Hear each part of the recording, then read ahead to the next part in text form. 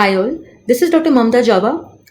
In my last video module, I talked about the B cell defects. Now, continuing with the series on immunodeficiency disorders, in today's video module, I'm going to talk about the T cell defects. So, let us see what are different types of the T cell defects.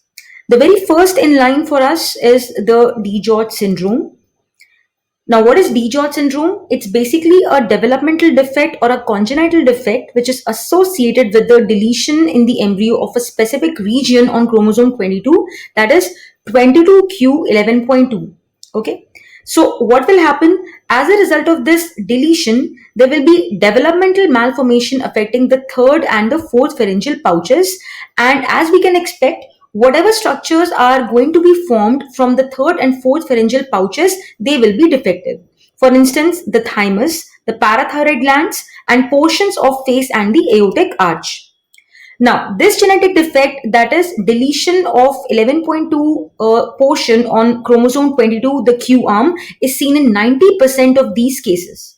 Now, over here, I have drawn a normal chromosome 22, and below that, I have drawn a chromosome 22, which has got this particular portion 11.2 deleted from its Q arm. So we all know there are two arms of chromosomes P and Q. P means petite or short, and Q is the longer arm. So this is the defect. This particular region is gonna be lost. All right, and this explains 90% cases of DiGeorge syndrome. So what we can expect in the patient of DiGeorge syndrome?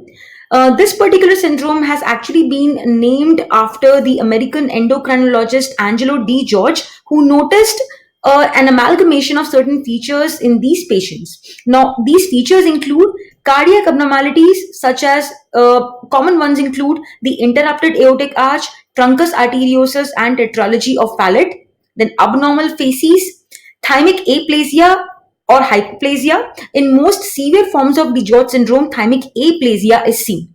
Now, when thymus is not going to be there, what will be the repercussion? An important repercussion will be defective development of T cells. We all know that T cells undergo maturation in the thymus. Immature T cells are released from the bone marrow, then they travel in the blood, and via the blood they go to the thymus for their higher education, in other words, maturation. Okay, so once they attain this maturity in the thymus, then they jump into the circulation, and some of them stay in the blood, and some of them take up residence in the secondary lymphoid organs. And we all know how important T cells are for defense mechanism against intracellular pathogens. All right, so this is something very, very serious. Then cleft palate is another feature, and expectedly hypoparathyroidism, because parathyroid glands are also not going to be formed properly, and as a result of that there will be hypocalcemia. In fact, hypocalcemia will lead to tetany, which is one of the first manifestations or the clinical features seen in these infants. All right, so you can remember these features by remembering CATCH, CATCH, CATCH.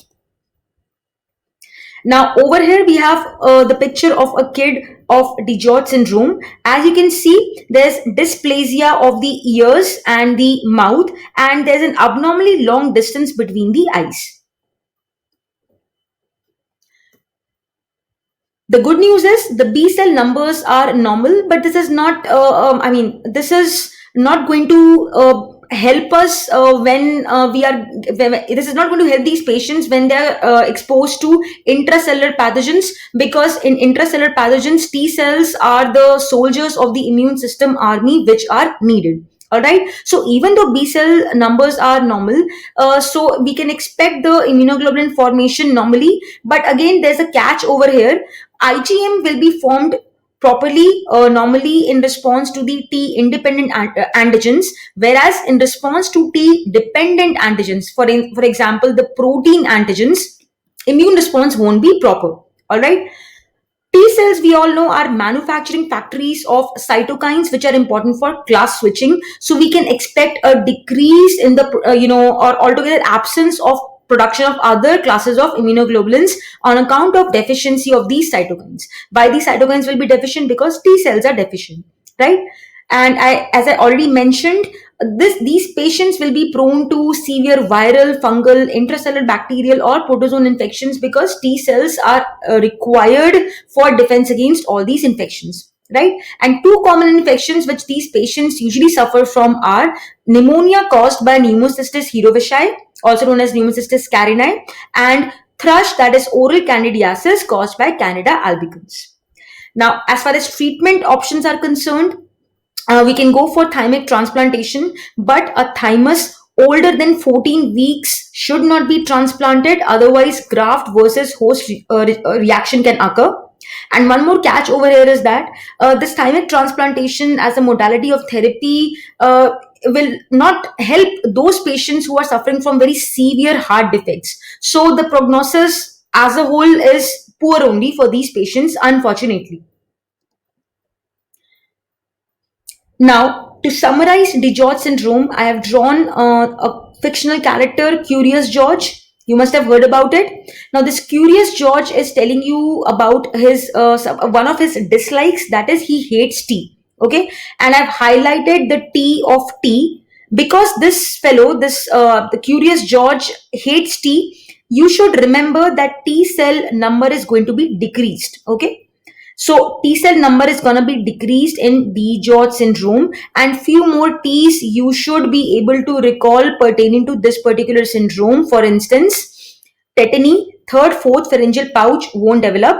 22 chromosome, that is 22q11.2 deletion, tetralogy of palate, thymic aplasia, and transplantation of thymus. Alright, so this finishes DiGeorge syndrome. Now moving ahead, the second T cell defect I'm going to talk about is the chronic mucocutaneous candidiasis.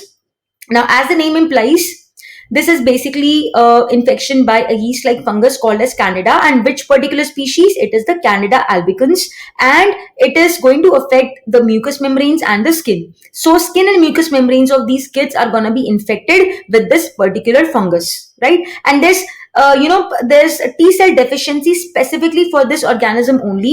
The T cell response to other pathogens is perfectly normal. Now, we all know Candida albicans is basically, in normal circumstances, it's our friend. Friend meaning it's a commensal present on the skin of humans and also the gastrointestinal tract, right from the oral cavity, then the gastrointestinal tract, and also in the human female genital tract, that is the vagina. All right. So the skin and mucous membranes alone are going to be affected by Candida albicans infection. There's not going to be any disseminated infection, that is disseminated candidiasis is not going to be seen in these patients. And what is the explanation behind this disorder?